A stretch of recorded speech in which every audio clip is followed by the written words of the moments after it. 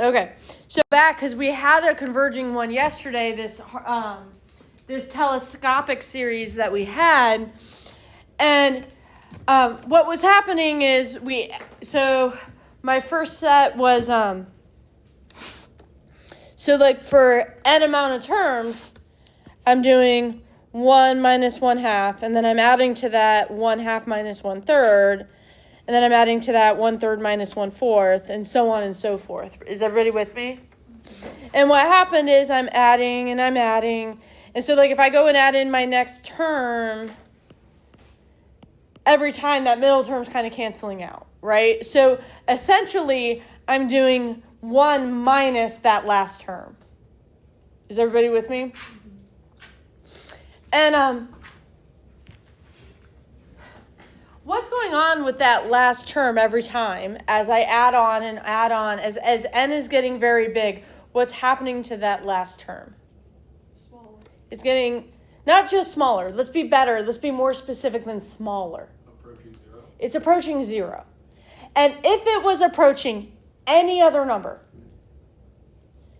would you guys be comfortable with saying that if all my end terms are approaching a number that is not 0? Let's say a series is converging to 3. So I'm adding 3, and then I'm adding 3, and then I'm adding 3. If that sequence doesn't converge to 0, this series is definitely not going to converge because I'm continually adding numbers. Does that make sense? So when we talk about this nth term test, okay, and stop. Today we're going to talk about the nth. Well, we're going to talk about two different things: the nth term divergence test and the geometric series convergence. So I want to go back to conceptually. A series converges is if I'm adding together those infinite terms, it equals a number and not an infinite something. Is everybody good so far? Okay. So I want to go, the nth term test is an easy and quick way to decide, does a sequence diverge? Because if the nth term of the sequence is not going to 0, then if I keep adding that number, if I keep adding a number that's not 0, my sum is going to go to infinity. Is everybody with me? Okay. So the nth term test says that if the limit as n approaches infinity, not of the series, but of the sequence, if that's not equal to 0, the series diverges. Period.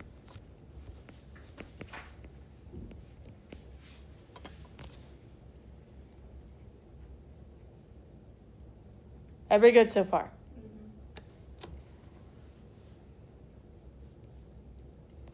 All right. So, the very first thing we can always do is take the limit of the sequence and say, does that go to 0? Because if it doesn't, we're done. We already know what's going to happen. Remember, the bulk of what we're going to be doing is not saying where does a series converge, but rather, does it converge or diverge? That's going to be our goal. Does it converge or diverge? Okay? So, as I look at, say, this one, if I ask you,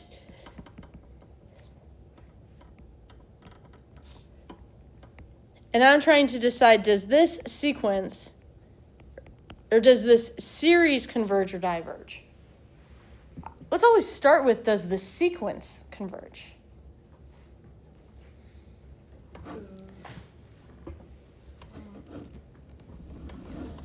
Can I take this limit? And if so, what is it? It's infinity over infinity, right? No, we can't, right? Because of the factorial. Well, we don't know how. Well, we can't use L'Hopital to take this limit. That's all that means, right? Okay. Are you guys cool if I say I take this sequence and I multiply both the top and the bottom by the same thing? Is that okay? And the thing I'm choosing to multiply by is 1 over n factorial, so that you guys can maybe see what's going on here. You guys, what is n factorial over n times 1 over n factorial? 1. What is 2n factorial times 1 over n factorial?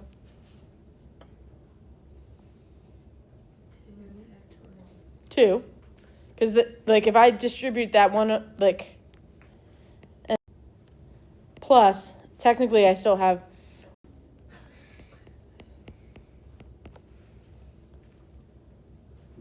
Now if I asked you what is this limit, are we comfortable saying that it's equal to 1/2? Yeah. Okay.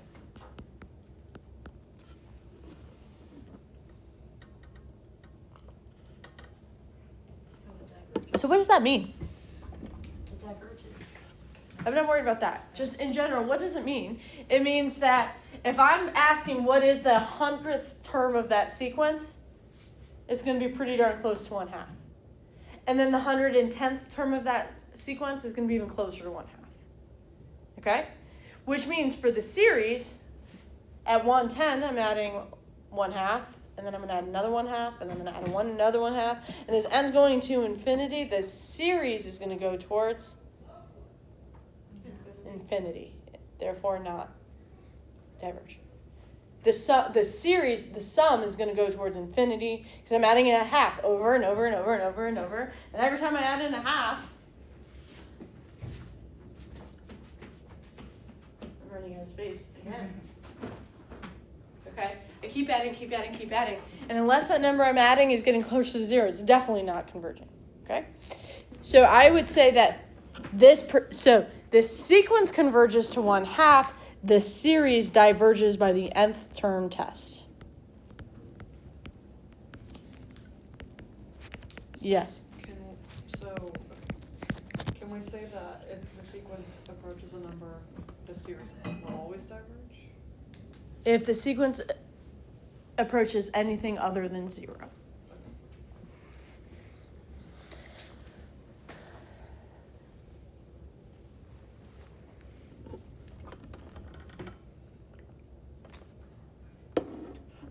Now, the reverse of that statement is not the same, okay? It is not true that if the nth term is equal to 0, that the series will converge. It could converge, okay? The bulk of the work that we're going to be doing is the nth, as you approach that nth term, it's going to 0, and we still have to decide, does the series converge? Okay? So, if I looked at, say, this example,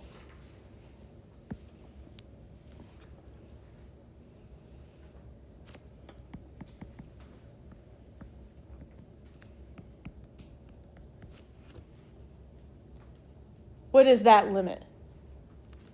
0.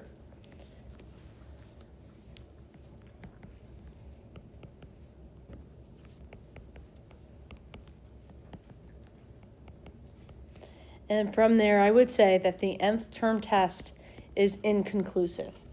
In other words, we can't say it diverges. So you can almost think about this nth term test as like an exclusionary test. We can say what it isn't. We can't say that it does. Everybody good? Now, we will eventually learn how to do this particular series. We're just not there yet, okay? So that means the sequence converges to 0. The sequence converges to 0, but that's not the same thing as the series converges. Everybody good? All right. Let's turn the page.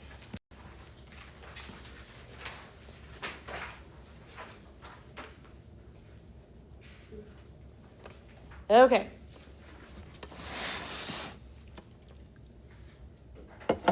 There are essentially two types of convergent series where I might ask you to figure out not only does it converge, but also where does it converge to. The first one being the telescopic series that you guys did yesterday. Okay? The second one is this one, the geometric series. And you guys have done geometric series in Mr. Richards' class. It was just a really long time ago. Okay, but you had something that went like a sub n equals a times r to the n minus 1 power. Does that sound familiar? An example might have been the sequence 2, 6, 18, 54, 1, 62, etc. Everybody good? Yeah. What's happening here? Excellent. I'm multiplying by 3 each time. Yeah, that makes something in a geometric That's what it means. sequence. It's as long as you're multiplying by the same thing each time. Okay. To get from one term to the next, you're multiplying. That's what makes it geometric. What that looks like for our purposes, since we're starting to look at series being written in this sigma notation, is that you have something times a factor to the n power. Okay? So you have, it's like an initial term times that factor. And it turns out for geometrics, Sorry. if it converges to this number, a over 1 minus r. Okay? And it will converge when r is less than 1.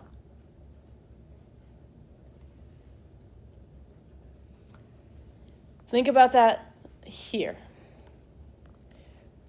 It's really easy to look at this and think r is equal to 3/2. However, what I need y'all to see is that n is not being applied to the 3. So it's 2. And in fact, I would rewrite this as the sum from n equals 0 to as 3 times 1 over 2 to the n. And really, 1 over 2, like that 1 could be that, right? Like 1 could be raised to any power you want. So, like when I read these questions, the very first thing I do is rewrite this as 3 times 1/2 to the n power. Okay? I like to get it into that form before I make any decisions. Okay. So, what is my factor I'm multiplying by here? A is 1. A is 3. 3. R equals 1/2. And it's important that, like, some things I would expect you to tell me is that this is geometric. And what makes something geometric is that the sequence consists of basically constants and a constant being raised to the n power. Everybody good? Something to the n power, constant to the n power, and you don't have any other n's inside the sequence, okay? So, when I look at this one, r equals 1/2, which is in fact less than 1, that tells me that this one converges.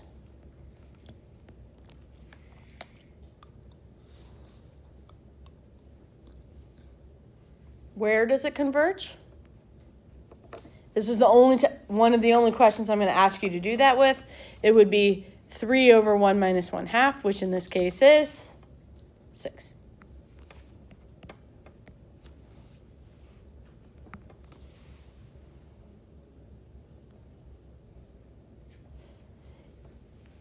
You guys, if r were equal to 1, It would be neither. What is it? nope, it would, Inclusive? in fact, so let's say I gave you that.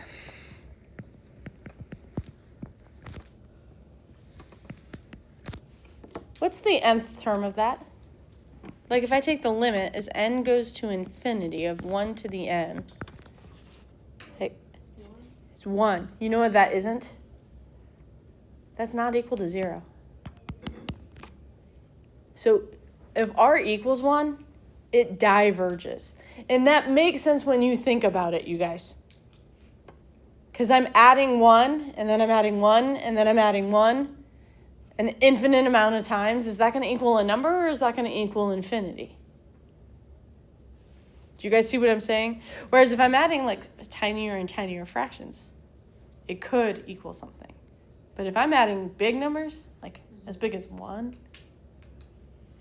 it's going to go on to infinity. Everybody good?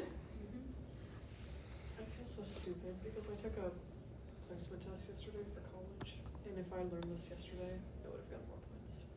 That's why I smacked my face. Anyway. Okay. So anyway, what about this one, y'all? Is this geometric? Yeah. If I asked you what A is, you would tell me the invisible one out front, right? But for convergence or divergence, we don't care about A. It's only we care about A to decide where does it converge to. Okay. What is R? 3 halves. What can we say about 3 halves? Greater than 1. And if I know that is R is equal to 3 halves, which is bigger than 1, that tells me this sequence diverges. Now, over the next, Diverges or the series? for this one, both diverge. Okay. The other one. The other one, they both converge. Okay. So we determine if the sequence. Sorry, I just want to make sure I get this right because these words are really similar.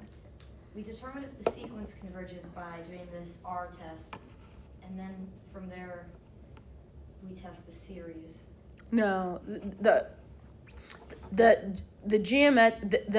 what's going on with that R is only the series. Oh. Okay. All right. Now through February, by February I mean April 23rd. Okay? We're about to learn, I think it's a total of 8 different convergence divergence tests. Okay? And the bulk of your answers are going to be, this is the test I used, here's my evidence, I've decided this converges or diverges. So, I want to make sure I'm clear about what I expect you to write down besides the phrase converge or diverge. Okay? So, in this particular case, we decided this diverges because it was geometric and R is greater than 1. Okay? Likewise, over here, we said converges, geometric, R is less than 1. Okay? Tomorrow, we're going to learn 2 other tests. We're going to learn the integral test and what's called the P-series test. Okay? And when we do those, it's going to be different criteria that we use. Okay? So I want you to get into the habit of, you're going to have to choose the test. And then once you do that, state the criteria and then make your decision, does it converge or diverge? Okay? So the first test I would always do is that nth term test because it's quick, it's easy, and it's inconclusive. Or if something's divergent, it'll tell me right away. Okay? And usually you can look at a question and see it pretty quickly. Okay? How do I know how to choose when I'm using that geometric test? I'm looking for a constant to the n power with no other n's in my sequence. That is a pretty quick, I want to use the geometric test. Tomorrow, we're going to learn, like I said, the integral test, and I think P-series. Those have different rules, and we'll learn how to do those. Okay? All right, I'm done. Which one's on the homework? Can we